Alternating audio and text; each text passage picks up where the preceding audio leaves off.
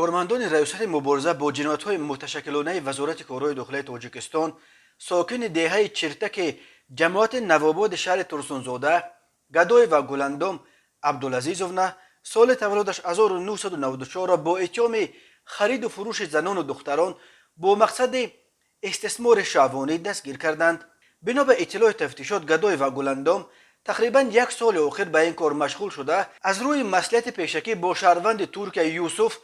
ملقب با اوتا با روی فریب و سوء استفاده از باوری به باوری دختران جوان تاجیک در آمده به آنها بر دروغ وعده میداد است که در ترکیه برایشان جایهای کاری سردرآمد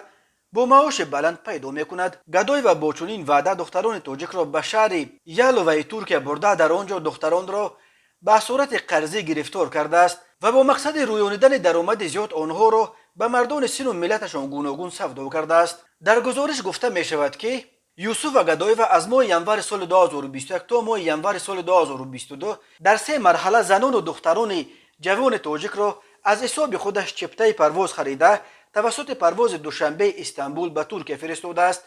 در استانبول شریک او یوسف این زنان و دختران را پیشواز گرفته به شهر یالووا که یگان 90 کیلومتر از استانبول دورتر است برده در آنجا با طلب برگرداندن پول قرض او و گلندم آنها را به تنفروشی وادار کرده است. نظر خود گدایی و دسترس نیست، ولی وزارت کارهای داخلی میگوید که او در بیاناتش گفته است که گویا با چنین را از هر دختری به ترکیه فرستادهش 5000 یا 6000 دلار فایده به دست می آورد. دادستانی کل تاجیکستان در رابطه به حالت آشکار شده نسبت به گدای و گلندم بر اساس ماده 130 علاوه 1 کودکس جنایتی تاجیکستان با اتهام خرید و فروش زنان و دختران پرونده جنایتی گشودند. گدای و گلندم در چارچوب این پرونده به حبس پیشکی گرفته شده است. به او همچون جزا از 8 تا 10 سال زندان تهدید میکند.